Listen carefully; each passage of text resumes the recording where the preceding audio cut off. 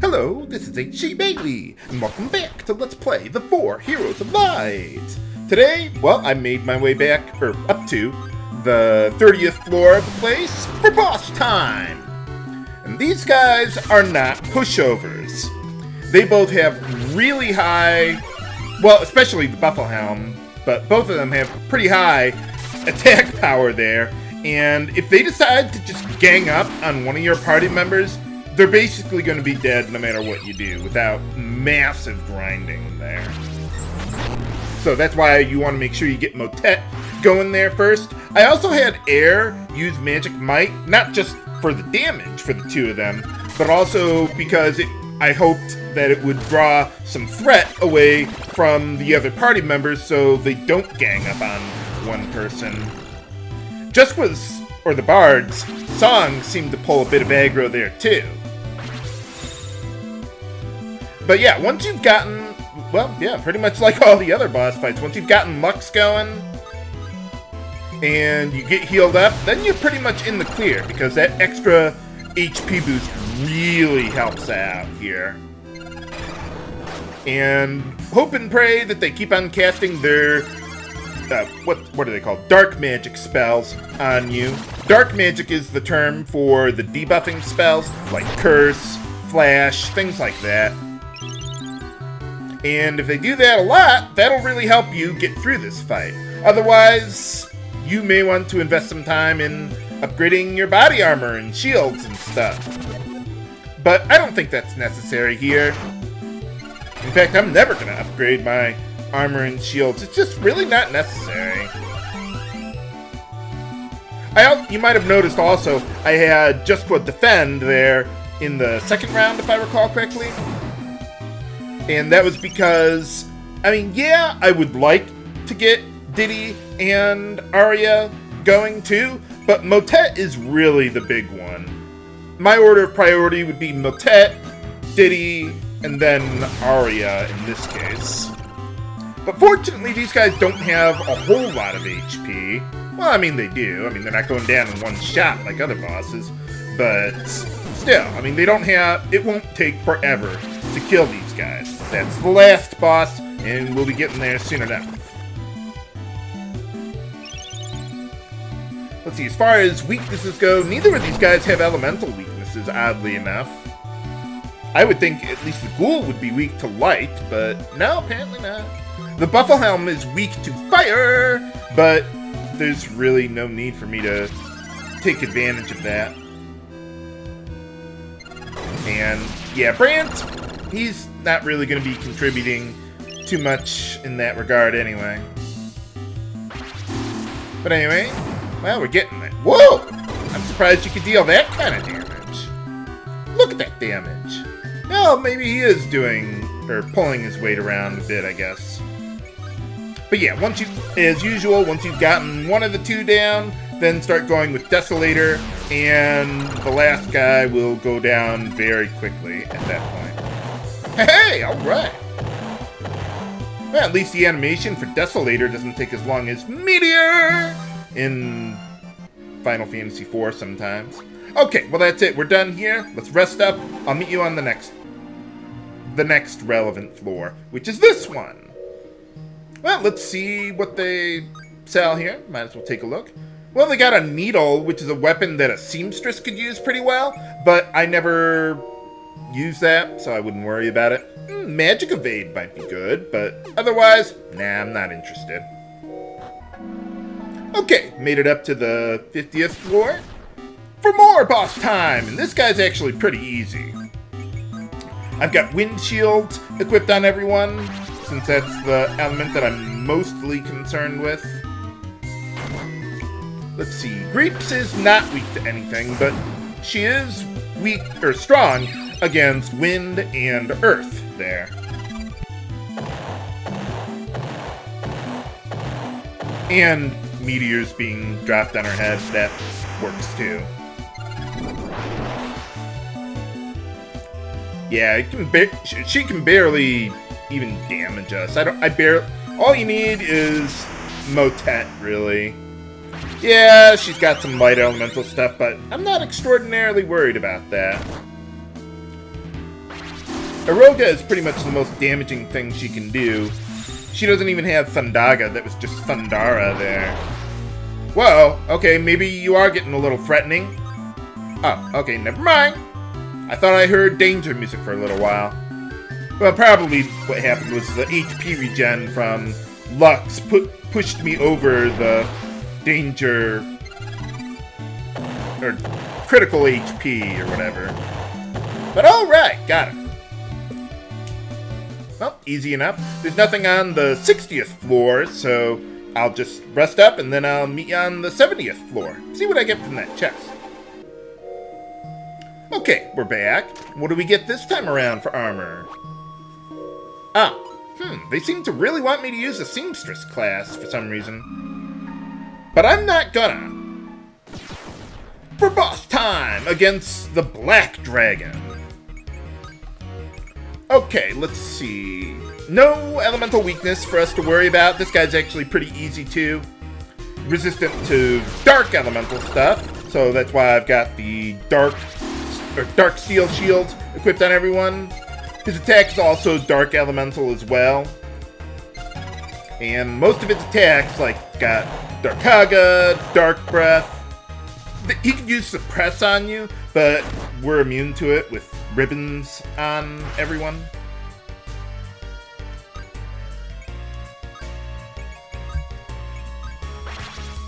Let's see, what else is there with this guy? Oh, well, he can hit you pretty hard with his physical attack, almost as hard as the Buffalo Helm there. But since there's only one of them, if anyone actually gets down to critical HP, just have them boost until someone else can heal them. And as usual, I like keeping the... what was that? The Shield of Light on Aire, because the enemies really seem to like to gravitate towards her. Especially when she's dropping meteors on their head. Unless I kill them first, in which case it's a moot point. But alright, we got another Orialcon, but I'm not going to use it because there's only one more boss fight to go. And I don't feel like grinding for another hour just to make the next fight easier. But I do want to see what I can get from this chest here. Oh, that reminds me of another game. But anyway, one thing I do want to do before proceeding onward, well, I can do it later, but I want to do it now. I'm actually going to put the Paladin job class to use, and that'll really help negate any potential grinding that I might have otherwise needed to do. Mostly to learn bait, which basically is like your tanking ability, like a taunt or something. It forces enemies to attack you for the most part. For boss time against the Adventurer and the Faithful Fox? What are you guys doing here? Well, we used up all of our other guest characters. So, you're the toughest, well, one of the toughest bosses in the game? Well, I guess you have been keeping track of us throughout the whole time. No wonder. But anyway, yeah, this is a really tough fight because the Adventurer has an obscenely high physical attack power, but also he can get Berserk on himself, and then that can really hurt you. So what I like to do to negate that problem is I use a Paladin for bait, and it doesn't guarantee that the enemies will attack Brandt there, but it's pretty darn close. You can pretty much use bait and boost every other round. Just alternate between those two, and they'll almost always attack Brandt there. And fortunately, being a Paladin, you get a pretty nice HP boost from the job class as well. Get everyone up to full after Lux, and then we're in pretty good shape. And sometimes I might want Jusqua to join in with a Curaga spell. I gave that to him because Yunita already has the healthcare with the X potion to help out. Oh, you see there? Whoa. This could be bad. But yeah, bait does not guarantee everyone to attack Brandt. It's pretty darn close. I wouldn't be surprised if that's the only time the adventurer doesn't attack Brandt. And yeah, I mean, look at that damage he dealt to her. Holy cow. Well, that was pretty useless to cast magic on him. I don't think he has any offensive magic spells. Well, let me see what he's got. Or maybe it's a she. I thought I heard someone say the adventurer was female. Well, either way. But yeah, the adventurer does not have any offensive magic, so well, casting the magic buff on the adventurer is pretty useless. Oh well. Ow, quit it. Yeah, I didn't even need to upgrade my armor or anything. Although, if you want more of a guarantee to get through this fight, yeah, that would probably be a good idea. At least for Brandt there, one thing I did was I gave him the Shield of Light to help boost his physical defense there. Now, I haven't talked about the other guy there, the Faithful Fox. As you might have noticed by now, the adventurer pretty much handles most of the damage. The Faithful Fox is mostly there for support, but that's not really... I mean, yeah, he has some offense, like, let's see, what spells does it have? Yeah, it can cast Fira on you, and it also could use a physical attack, but it's not nearly as powerful as the adventurer. Unfortunately, though, the adventurer does have a ton of HP. More than pretty much almost every other boss in the game, I would think. Well, let me look it up. No, not quite the most. Chaos's third form has more, and so does the Ogre Bear there.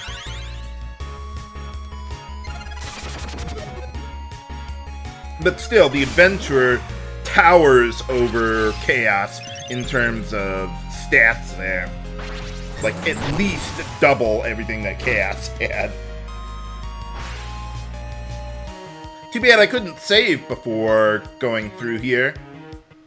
Because otherwise, yeah, those last 10 floors of the dungeon, holy cow, they just get obscenely big to get through. And especially if you're playing a hard copy on the DS, like I did the first time. Yeah, that can just get really annoying. It's usually the 9th floor of 10 that gets obscenely large. Sometimes 1 or 2 in the middle can get pretty big, but not always.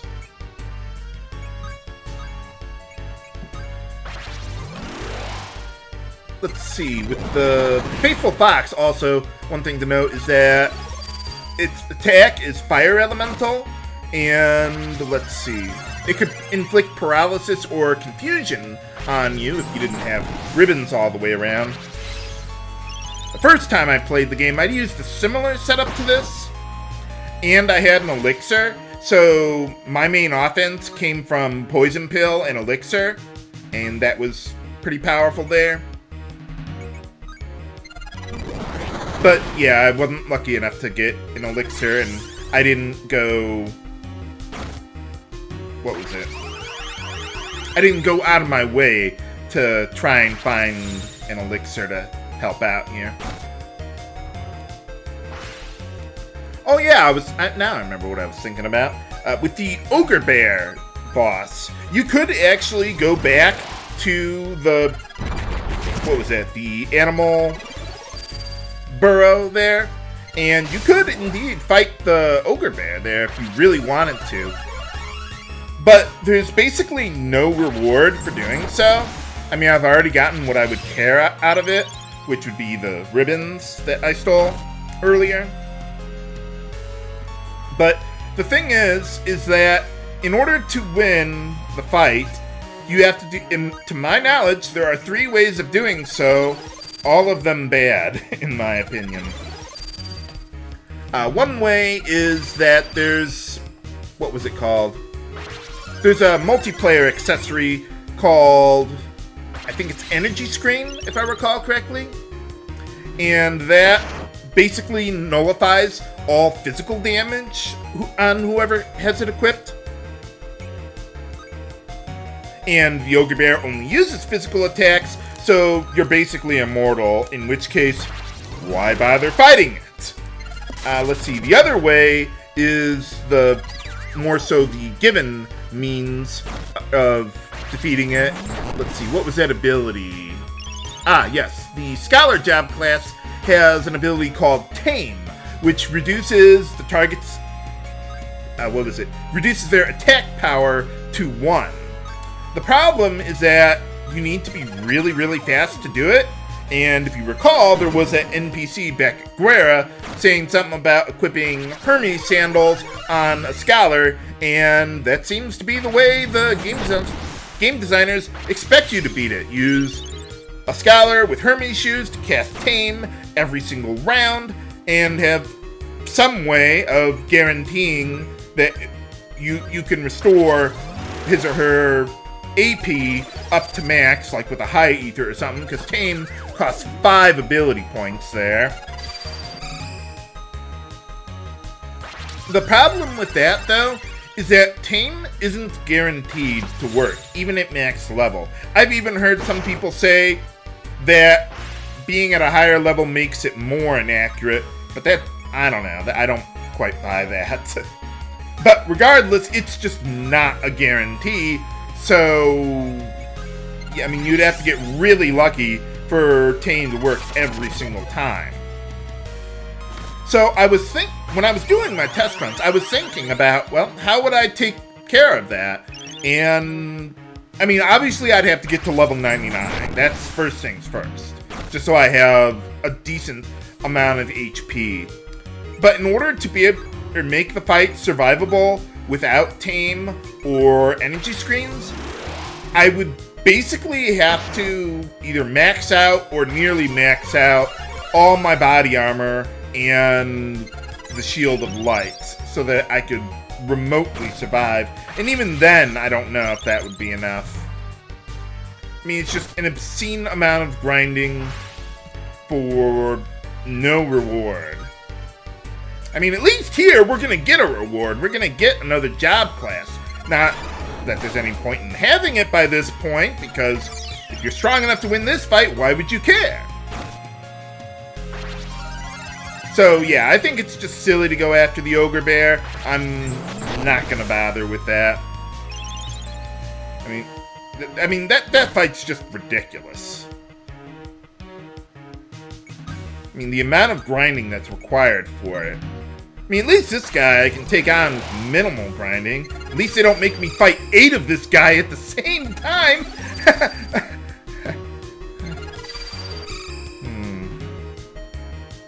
Another thing I also thought about trying against the Adventurer is the Storyteller job class, which basically lets you access most of the abilities from the other job classes. And you could upgrade the Storyteller crown to get access to those abilities.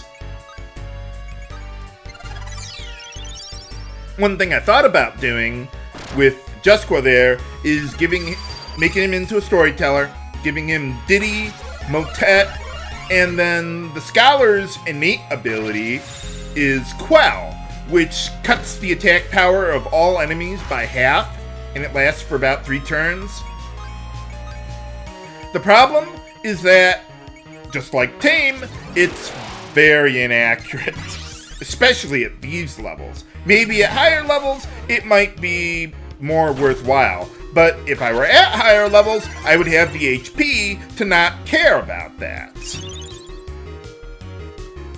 So, I mean, I tried doing it every now and then, like make Brandt into, Spell Fencer there. Have him use, Magic Infuse and all that stuff. Maybe even have Brandt use Lux, just so that way Yunita could get Dispensary going on the first round there, in case the Adventurer decides to go into Pissy Boss mode right at the start of the fight. And then I could have Jusqua try to get Quell in on the Adventurer, and basically I would only go on the offensive if I were either at max HP and or I had Quell going on the Adventurer. But yeah, the inaccuracy is just insane. I mean, at least here, with the method that I'm using, yeah, it takes forever to kill the Adventurer, but it's reliable. I don't have to worry about, you know, debuffs or anything like that. And that's really probably, of all my criticisms of the game, that's probably my biggest one. Debuffs are just so inaccurate in this game, especially if you're lower leveled than the enemies, because from what I heard, your regular experience levels, they influence the accuracy of debuffs like that, but the enemies scale with you after defeating Roland the first time.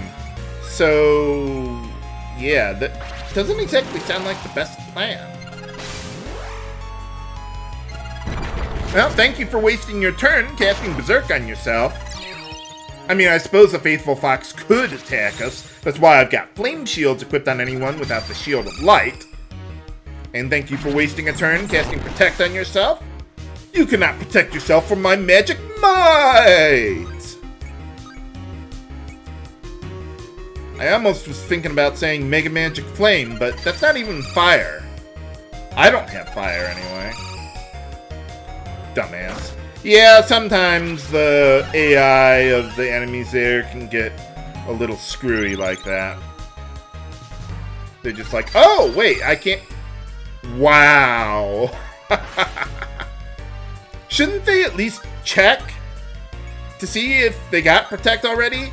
I mean, they do check to see if you've got it already. Like, if none of them have Protect on themselves, you cast Protect, it goes on yourself.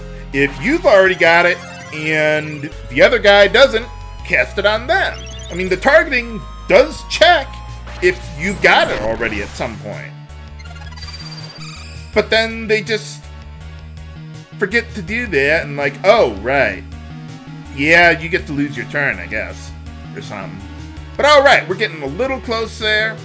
Well, we're getting a lot closer. But anyway, yeah, let's... Yeah, I want to play it conservative here. Even though I'm getting close to taking him out. Or her out.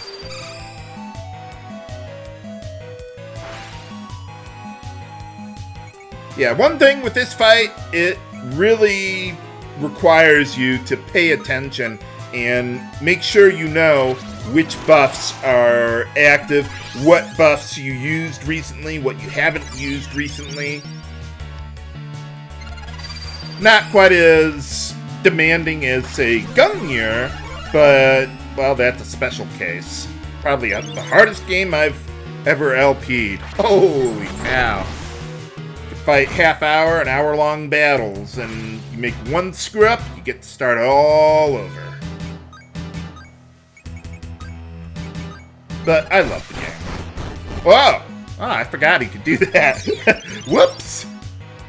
Yeah, I could have equipped a Death Cape on Yunita, but as you can see, the Faithful Fox very rarely casts Death, and even then, the accuracy of it is really, really bad. So, I mean, you'd think, hey, this game was what, 2010 or something? You'd think that we would know better and say, hey, you know, if we're going to use debuffs, you might want to make it so that they can actually hit the target. I mean, otherwise, it's like, what's the point? You're just going to roll the dice and hope that everything works out, or else you get to go take another half hour to get back up here? Yeah, it doesn't exactly sound like the best plan. I wonder why I'm dealing so much more damage now with Magic Might. I was dealing like 200 earlier. I mean, I know they had Shell earlier, but that alone wouldn't account for that amount of damage. Oh. Come on. Well, it could be worse. It could have been like a full heal or something. That could have been a problem. But even Chaos doesn't have that in this game. That's another game, viewers. But yeah, we definitely want to watch out for Brandt's HP. That's one thing to keep an eye on in this fight is if you need the help, make sure to have Jusqua join in with Curaga in addition to an X potion, because I don't have an elixir, so I can't just full heal anyone who would otherwise need it. Well, if the Faithful Fox could stop healing every single round, I might be able to kill the two of you. Once I get one of them dead, then that'll make life immensely easier. Come on, we've almost got her. Yeah, I don't worry too much about Aria in this fight. I mean, I only do it if, like, I'm already at max HP practically, and there's no immediate danger. Because otherwise, I do like to kind of hold on to as much of Jusqua's AP as possible in the event that I do need an emergency Curaga. And unfortunately, his spirit stat is not so hot, especially when he's not a white mage. I thought about using a white mage in this fight, but... Oh, right! Got her! Woo! Okay, well, that's pretty much the danger. We're past the danger zone at this point. Yeah, the Faithful Fox can't really deal a whole lot of damage on his own. So, yeah, now we switch to... Well, soon, next round, we'll switch to Desolator. I thought about maybe using Desolator earlier in the fight instead of Magic Might. Because, I mean, it is random. On average, the hits would obviously split 3 and 3 between the two of them. But I think Magic Might is slightly better. I mean, now it's kind of hard to say because there's only one target. Not to mention, I don't think the Fox has Shell at this point.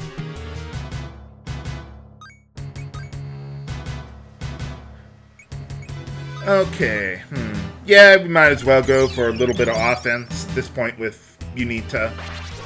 We got nothing better to do. Wow, I'm surprised I can deal that kind of damage to the Faithful Fox of the Paladin. Well, I suppose I did boost up the Sword of Light quite a bit. Maybe I should have invested gems into the... more gems into the King's Short Sword. Maybe that might have made the fight take less than half an hour. Okay, not half an hour, but like, what, 15, 20 minutes up to this point?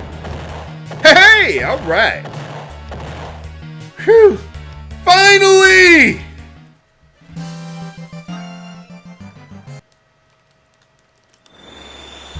Wow, that took forever. But that takes less time than it would to farm the gems to upgrade my armor. So anyway, yeah, you guys are great. We're gonna give you a new job class when you're already more than powerful enough to not require it. But there it is. Oh, you do have something new to say. Okay. Ah, well, I don't really have anything else to use it for. I guess I could kill Chaos again, but what would be the point? I'd just curb stomp him. So, I hope you've enjoyed Let's Play The 4 Heroes of Light. I had a lot of fun making this LP. I'm certainly interested in taking a look at Bravely Default sooner rather than later, especially when I've heard it's even better than this adventure to save the world from the real bad guy. Or did we?